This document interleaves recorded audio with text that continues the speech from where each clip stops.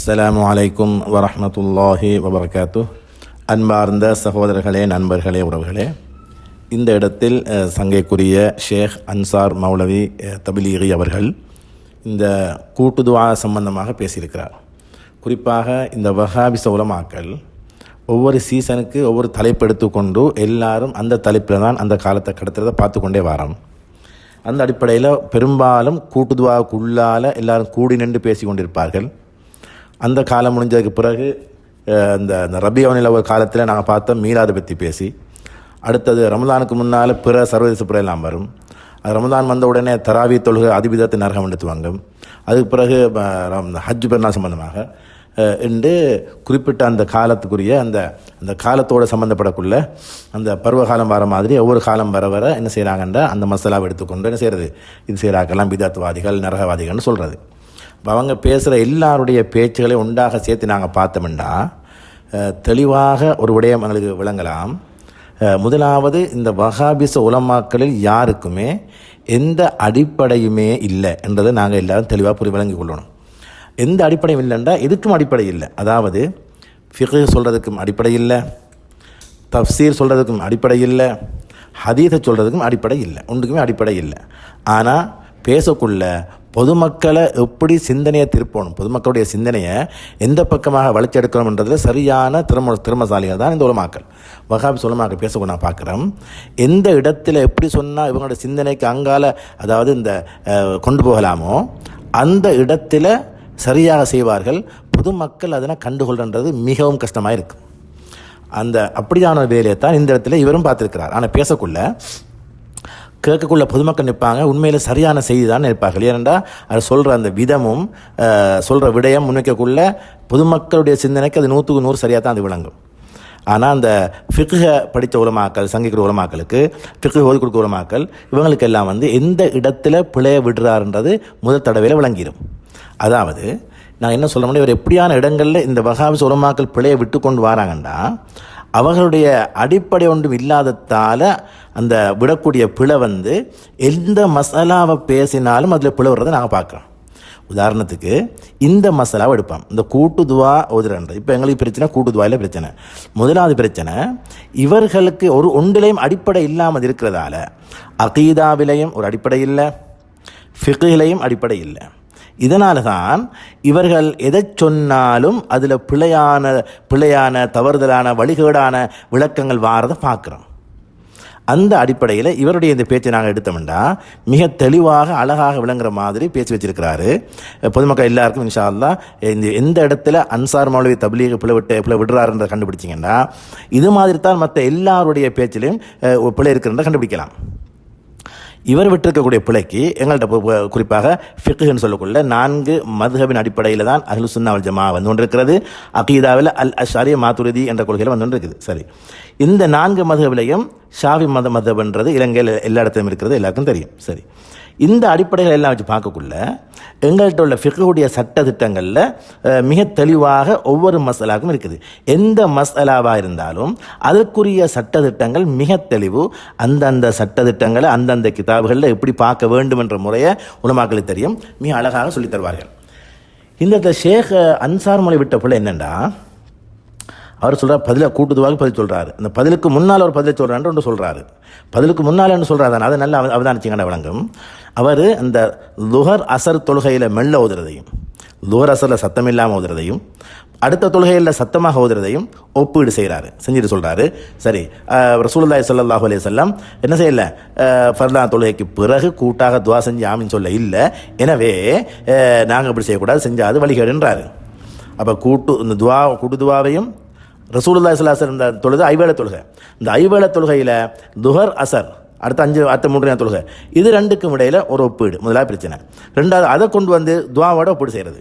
இந்த ஒப்பீட்டு முறையே மிக மிக பிழையான முறை. இப்படியான ஒப்புமை செய்ய கியாஸ்ன்னு சொல்கிறது. இதுக்கு சொல்கிறது அல் கியாசு மஅல் ஃபாரிக்ன்றது. இந்த அல் கியாசு மஅல் ஃபாரிக்ன்றா இந்த வேறுபாடுடன் பொருந்திய ஒப்பு நோக்கல், வேறுபாடுடன் பொருந்தின ஒரு ஒப்புமை என்று வைக்கலாம். அப்படின்னா ஒப்பீடு செய்யக்குள்ள எப்பவுமே அவதானிக்கப்பட வேண்டிய மிக முக்கியமான பகுதி தான் அடிப்படையான சட்டம் மூலச்சட்டம் ஒன்று இருக்கும். அந்த மூலச்சட்டத்திலிருந்து வரக்குள்ள பிரிஞ்சு வந்த கிளை சட்டம் ஒன்று இருக்கும். அப்போ மூலச்சட்டத்தில் என்ன இருக்குன்னு அடிப்படையை பார்க்க வேண்டும். கிளை சட்டத்துக்கு அந்த சட்டத்தை பொறுத்தக்குள்ள லேசாக இருக்கும். ஆனால் இவர் இந்த இந்த இந்த இந்த மசாலாவை பேசக்குள்ள கூட்டு துவாவுக்கு இவர் எடுத்துக்கொண்ட மூலம் என்ன தெரியுமா? ஐவேளை தொழுகை. அப்போ ஐவேளை தொழுகை துஹரசரை மாற்ற மாட்டோம். ஏன் அப்படித்தான் ரசூலுல்லாஹி ஸல்லல்லாஹு அலைஹி வஸல்லம் செய்தார்கள். அடுத்த தொழுகையில் சத்தமாக ஓதுறாங்க, அது அப்படி தான் ரசூலுல்லாஹி செய்தார்கள். எனவே நாங்கள் மாற்ற இயலாது. அதே போல கூட்டு துவா ஓதவில்லை என்று கொண்டு முடிக்கிறார். அப்போ ஐவேளை தொழுகையில் எப்படி எங்களுக்கு தெரியும்?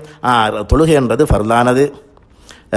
அந்த தொழுகிற முறை, அர்கான், கைஃபியான்றது, ஹையத்து ஸலா எல்லாமே முழுமையாக இவ்வாறு தான் செய்யப்பட வேண்டும் என்று ஒவ்வொரு உறுப்புகளும் ஒவ்வொரு விடயங்களையும் நிற்றல், உட்கார்தல், அமர்தல், அடுத்தது ருக்கு, சுஜூது எல்லா விடயங்களையும் துல்லியமாக இவ்வாறு தான் செய்யப்பட வேண்டும் என்று சொல்லப்பட்ட நிர்ணயிக்கப்பட்ட விடயம் தான் அந்த விஷயம். ஆனால் துஆ என்றது இப்படி ஆன விஷயம் இல்லை. அப்போ தொழுகை ஃபர்லானது, துஆ ஃபர்லானது இல்லை, முதலாவது விஷயம். இரண்டாவது, துஆ விசாலமான தன்மையை கொண்டது. தொழுகை அப்படி இல்லை. தொழுகை அல்லாஹ் ரசூல் சொன்னது இப்படி தான் செய்ய வேண்டும் என்று அதுக்குள்ளால யாருக்கும் இஜ்திஹாத் செய்ய இயலாது, கூடுதல் குறைவு யாருக்கும் செய்ய இயலாது. அது தொழுதா நன்மை, விட்டால் பாவம். ஆனால் துஆன்னு சொல்லக்குள்ள அப்படி இல்லை. ஒருத்தர் விரும்பினால் துஆ ஓதலாம், விரும்பினால் ஓதாமல் போகலாம். செய்தால் நன்மை கிடைக்கும். ஆனால் துவா விடுறதால என்னதான் கிடைக்காது? பாவம் கிடைக்க மாட்டாது. அது துவா என்றது குறிப்பிடப்பட்ட துவாக்கள் தந்திருக்கிறார்கள். அது போக இவ்வளவு தொலைக்கு பிறகு குறிப்பிடப்பட்ட துவா இருக்குது. அந்த துவாக்கள் போக வேறாக மேலதிகமாகவும் தாராளமாக கேட்கலாம், இல்லை கேட்காமலும் போகலாம். ஏனென்றால் துவாவில் விசாலத்தன்மை கூட இருக்குது. அப்போ துவாவுக்குரிய ஆதாரங்களை நான் பார்த்தோம்னு சொன்னால், நான் ஏற்கனவே விரிவாக பேசியிருக்கிறோம். அல் அஸ்ஹர் பல்கலைக்கழகத்திலிருந்து துவங்கி தாருல் இஃப்தா அல் மிஸ்ரியாலிருந்து துவங்கி எல்லாருமே விரிவாக பேசியிருக்கிறாங்க. இதுக்கு சொல்றது அன்-நுசூஸ் அல்-முத்லகா என்று சொல்வது. அது பொதுமை தன்மையை கொண்ட ஆதாரம் என்றா, அதாவது எந்த விதமான கட்டுப்பாடும் இல்லை, நேர கட்டுப்பாடு இல்லை. தொழுகைக்கு நேர கட்டுப்பாடு இருக்குது, இடம் இருக்குது, அது செய்முறை இருக்குது. ஆனால் துவா பொறுத்த வரைக்கும் என்னதான் இல்லை, அப்படி ஒன்றுமே இல்லை. யாருக்கும் துவா செய்யலாம், எப்படியும் துவா செய்யலாம், தனியாக துவா செய்யலாம், கூட்டாகவும் செய்யலாம், பள்ளிக்கையும் செய்யலாம், பள்ளிக்கு வெளியேயும் செய்யலாம், தொழுகைக்கு பிறகும் செய்யலாம், தொழுகைக்கு முன்னாலேயும் செய்யலாம், எப்படி வேண்டுமா தான் செய்யலாம், துவா செய்யலாம். அந்தளவு விசாலத்தன்மையும் பொதுமையான தன்மையை கொண்டது தான் துவா என்ற விடயம். ஆனால் இவங்க விடுற பிள்ளை நண்ட முதலாவப்ப அந்த ஃபர்லான தொழுகையை கொண்டு இந்த துவாவில் பொருத்தினது ஒரு பிள்ளை. அடுத்தது இந்த துவாவையும் தொழுகையும் சேர்த்து. அப்போ துவா தொழுகைக்கு பிறகு ரசூலுல்லாஹி ஸல்லல்லாஹு அலைஹி வஸல்லம் ஓதினார்களா என்று கேட்டோன்னே இல்லை இல்லைன்னுவாங்க. அப்போ பிதாத்தின்னு முடிச்சிருக்கிற கதையை கொண்டே நான் என்ன சொல்லமுண்டா, எப்போ ஒரு அமலுக்கு பிதாத்துன்னு சொல்லலாம்டா அடிப்படையில் எந்த ஆதாரமும் இல்லை, அதாவது உமூமான ஆதாரம் கூட இல்லை, பொதுப்படையான பொதுமைத்தன்மை கொண்ட ஆதாரமே இல்லை என்ற நிலையில் வந்தால் தான் அது என்ன செய்யலாம், அது பிதா வழிகேடு என்றெல்லாம் சொல்லலாம். அப்படி இல்லாட்டி இப்போ இவங்களுக்கு இதுக்கு பொதுமையான நிறைய ஆதாரங்கள் இருக்கு, அதன்னு சொல்ல இல்லை, விரிவாங்க பேத்திரம். அந்த ஆதாரம் இருக்கிறதால என்ன செய்யலாம், தாராளம் துவாதலாம். அடுத்த ரெண்டாவது விஷயம் இவர் இன்னொன்று சொன்னார், இந்த சத்தமாக ஓதுனா மற்றவங்க தெரியும் தானே விளங்கி கொள்வாங்க. அது கூட்டுதுவாவுக்காக வேண்டி ஷாஃபி மதபடி கிதாபில் சொன்ன கதை இல்லை. ஷாஃபி மதபில் கூட்டுதுவா ஜாயிஸ்ன்னு சொல்லிக்கிறாங்க. அதே மாதிரி வாரிதாக வந்த அதாவது தொலைக்கு பிறகு ஓதுற அந்த துவா பொறுத்த வரைக்கும் இமாம் என்ன செய்யலாம், சற்று சத்தத்தை கூட்டலாம், மக்களுக்கு அதை போதிக்கிற நோக்கத்தை செய்யலாம் என்றுதான் அவ்வளோதான் இருக்க தவிர, ஆனால் துவா இப்படித்தான் செய்ய வேண்டும் என்று ஒரு முறையை இப்படித்தான் என்ற ஃபர்லான தொழுகையை இப்படித்தான் மில்லத்தான் ஓத வேண்டும், சத்தமாக தான் ஓத வேண்டும் தொழுகையில் முறைக்குதோ இதே மாதிரியான மட்டுப்படுத்தப்பட்ட ஒரு முறை துவாவுக்கும் தொழுகைக்கு பிறகு உள்ள துவாவில் இருந்திருந்தால் ஒரு நாள் என்ன செய்யலாது, அந்த முறையும் நாங்கள் மாற இயலாது. எனவே இந்த ஒப்பீட்டு முறை முற்றும் புல. அடுத்ததாக என்னன்னு சொன்னால், அந்த தொழுகைக்கும் அந்த துவாவுக்கும் இடையில் உள்ள தூரத்தை பார்ப்போம். முதலாவது தொழுகை என்றது அல்லாஹு அக்பர் துவங்கும், அஸ்ஸலாமு அலைக்குமோட முடிஞ்சிடும். அப்போ தொழுகை முடிஞ்சு இமாம் மாமும் என்ற கதை அதோட முடியுது.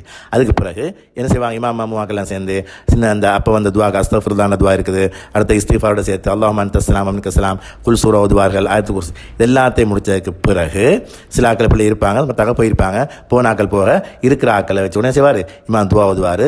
இமாம் ஓதுற துவாவில் சில ஆக்களை கலந்து கொள்வாங்க, சில ஆக்கள் தங்கடா ஊராத முடிச்சு விட்டு போவாங்க, சில ஆக்கள் சுண்ணத் சொல்லுவாங்க.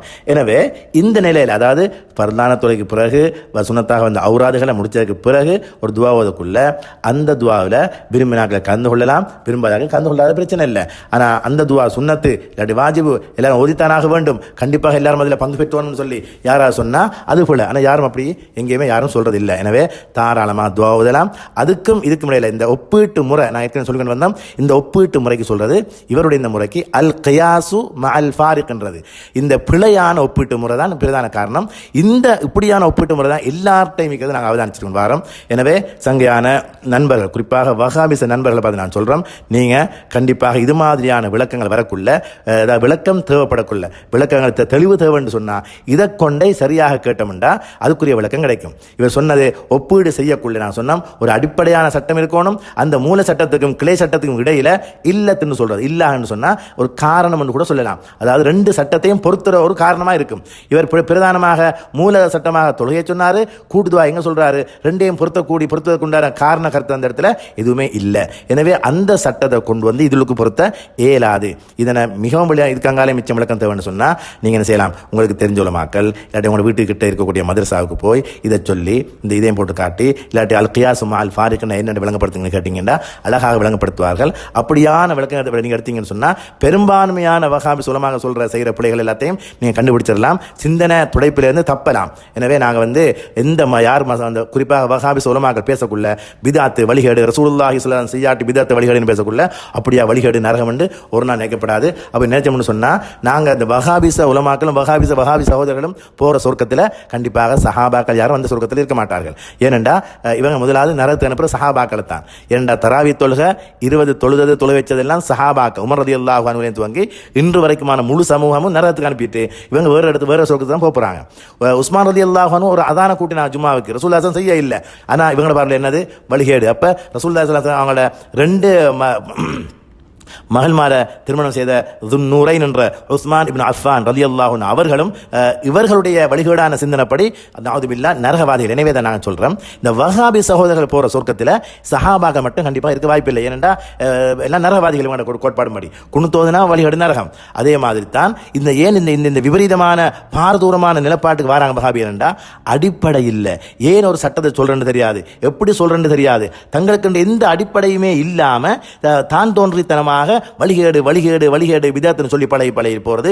ஆனா ஒன்றை சொல்லக்குள்ள நான் யாரை வழிகேடுன்னு சொல்றேன், யாரை நரகம் என்று சொல்றேன் என்று அவங்களுக்கு விளங்குறல்ல. எனவே இப்படியான பிழையான சிந்தனைக்கு பின்னால்தான் நாங்கள் போய்கொண்டிருக்கிறோம் என்றதை வஹாபி சகோதரர்கள் விளங்கி கொண்டாங்கண்டா இன்ஷா அல்லாஹ் அவங்களுக்கு நேர்வழி கிடைக்கும். அது மாதிரி மிக அண்மையில் ஒரு சகோதரரும் சில விடயங்களை பேசி இப்பொழுது சில விடயம் எனக்கு விளங்குதுன்னு சொல்லி அனுப்பியிருந்தாரு. அவருக்கு நாம மிக அண்மையில் பேசியிருந்தாரு, நன்றியை தெரிவித்துக் கொள்றோம். உண்மையில இதால நோக்கம் என்னன்னு சொன்னா பிழையான சிந்தனையை சமூகமயப்படுத்தி சமூகத்தை பாதுகாக்க வேண்டும் என்ற இதனுடைய நோக்கம். எனவே வல்ல அல்லாஹ் தஆலா எங்கள் எல்லாருடைய ஈமானையும் நல்லவர்களையும் கபூல் செய்து கொள்வானாக. அஸ்ஸலாமு அலைக்கும் வரஹ்மத்துல்லாஹி வபரகாத்துஹு.